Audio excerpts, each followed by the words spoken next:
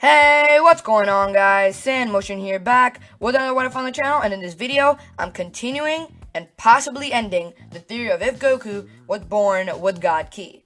This started after Goku's training with Kami, when he was able to access the God form. From there, he easily destroyed any and everyone he faced. In the last part, we saw the Golden Frieza and King Cold Dark, which I'm surprised I could say that, because it would suck if that was what the title was in the original series.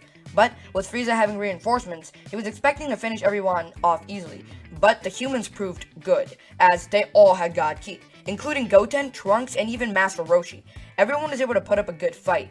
Gohan hesitated to kill Frieza, and he suffered for it, because Frieza then ended up killing Krillin. Goku and Vegeta arrived, and with Goku's Ultra Instinct and Vegeta's Blue Evolution, they easily took the win. When the Tournament of Destroyers came around, the 5 Saiyans were picked. That's where we left off in the last part. And this is sadly the final part, the end of What If Goku Was Born with God Ki. This would have started out as one of my favorite good ones, and it was really exciting and fun to make. Soon, all my current ones are going to be finished, and I have a ton that you guys will love. So with that said, let's give this series a proper send-off. Let's hit a like goal of 25 likes, but if we hit 50, I'll continue with a possible bonus part, as I'll cover the Moro arc in it. And also, make sure to check out if you're subscribed. Only a select few of you guys are, so check if the button is still red. If it is, then click it. It helps out the channel. Thanks. But let's get straight into the what if. We start off with the quiz, and it isn't too hard for anyone there except for Goku, and they all still end up passing it. Trunks would end up going first, as he first, of course, faces none other than Botamo, and he easily defeats him, much like how Goku did. Follows up with Frost, who was also easily defeated because Trunks saw him, and since he looked like Frieza, who nearly killed everyone and killed Krillin, he would end the fight immediately. Vegeta would be up next, as Trunks' fight would go much similar to how Vegeta's went. Trunks loses at first, but then uses the insults to defeat him. Kaba would go up next, as he does not learn Super Saiyan and is knocked out by Trunks. He basically took out the entire Universe 6 team by himself, and now it might take a turn, as the legendary assassin is up next. Now, Trunks would power up into blue, but as he's expecting to get some damage in because, he's in his strongest form, Hit would not care for a second. He would take him out with a single hit, and as Goten goes up next, Hit would do the same thing with him. Goten might be slightly stronger, but it still ends not so good for him. Gohan puts up a better fight and does a lot better, but this gives only gives both Goku and Vegeta a better idea of what Hit's attacks are, but Gohan still loses. Although, next up is Vegeta's turn.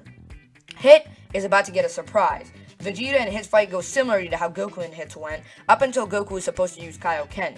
Vegeta instead powers up into Blue Evolution and starts to absolutely demolish Hit. Remember, he isn't losing stamina, as he's been perfecting this for years. It doesn't end well for Hit, because, he loses this fight. Vegeta's too strong and ends it with a final flash. With Hit losing, the tournament then comes to an end. And afterwards, we move on to the Vegeta Black arc. That's right, Zamasu took his body. Why? Well, Goku never went, and Gohan lost to Hit while Vegeta won and seemed stronger. So it goes pretty similar to the Goku Black arc, up until Vegeta Black comes to the past. Our Vegeta faces him and is in disgust to see an imposter. Our Vegeta would immediately power up to Blue Evolution, and since this Vegeta Black hasn't even accessed Super Saiyan Rose, Vegeta immediately is able to beat the absolute crap out of him. He would end it with a final flash, and yeah, he kills Vegeta Black that easily. While in the future, Zamasu is still there, and he's alive. Although he realizes his twin, I guess, is dead, he knows that he's still immortal. So that isn't actually good for him, because although the Z Fighters meet him in the first run and are surprised by his immortality, in the second time, multiple people learn the Mafuba and are easily able to trap him because he's alone. That's where it ends, and we move on to the Tournament of Power. Goku, Vegeta, and Gohan attend the exhibition match, and it's a full wipeout. Gohan will go against Basil or Basil, whatever you want to call him, and takes him out immediately, easily. Vegeta fights with Lavender and practically one-shots him, as Goku fights Bergamo, and the fight goes with the same thing that happened in the original series, with him winning. When Toppo steps in, Goku would show off Ultra Instinct, and everybody is absolutely surprised. The Grand Prix would stop them before, Goku does any major damage, while everybody in the stands is extremely shocked that Moro has Ultra Instinct. But the tournament fighters are now going to be Goku, Vegeta, Gohan, and those are the first 3 that I just showed. Following this, of course, Goten and Trunks. These two are both very mature here and have God Ki because, God Ki kind of seems to put a strain on your mental health, so they have to practice their brain a lot. And they've had it since they were basically kids, as they were both born with it as well. Next up, 17 and 18, because remember, they were spared. Goku then decides to choose Piccolo and Krillin. Now, although they need one more fighter, they would definitely not go with King Cold or Frieza. A lot of you might think that, but the reality is, Goku despises him. Remember, Frieza just recently took the life of Krillin, not a decade ago, so they just decided to pick Tien instead. Poor Yamcha, he'll never get picked.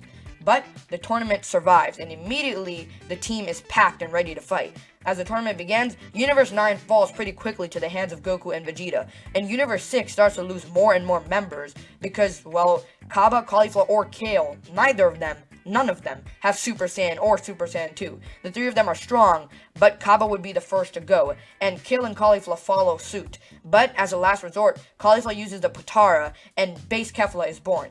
Now, although Kefla is extremely strong, even in her base form, as she was able to contend with a Super Saiyan God Goku, I think she would be a little weaker here, although she would be able to put up a good fight against Goku, who would still take her out.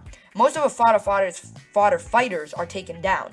Universe 4 is chipped out by Tien, who's still in the ring due to him being hundreds of times stronger. His 3 eyes help him see the smaller fighters, and with 17's help, they're able to easily take them all down. But the Goku vs. Jiren fights come around, and since Goku already has Ultra Instinct, this fight starts like it ended, with UI lasting much longer. It's the last fight they have, since Goku has somewhat perfected Master Ultra Instinct, or normal Ultra Instinct. It's much better than in the Tournament of Power, but still not extremely perfected. While that happens, a few other universes are taken down. Specifically, Universe 2 falls, and Universe 6 follows pursuit, with Vegeta taking down Hit once again.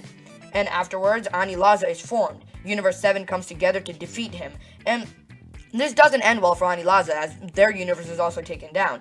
Universe 10 is also defeated by Piccolo, Gohan, Goten, and Trunks. And the final battle is of course between 7 and 11.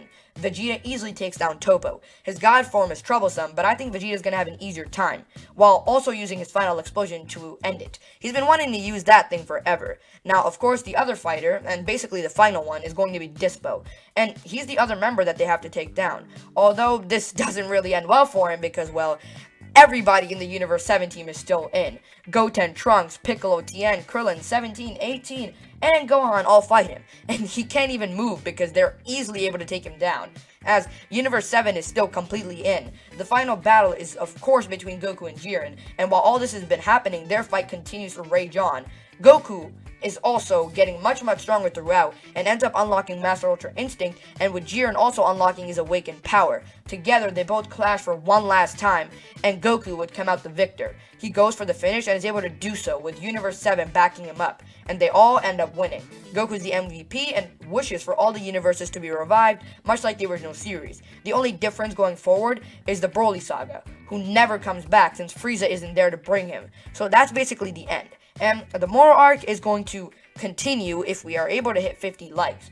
But I hope you guys did enjoy this theory, and it was pretty cool in my opinion, with it being a happy ending, but although pretty sad to let this awesome theory go. It's one of the popular ones, so I wanted to give this a good send-off. But 25 likes for, of course, the original thing that I usually do, but 50 if we want to continue with a bonus part. Thank you so much for watching, and I'll see you in the next one.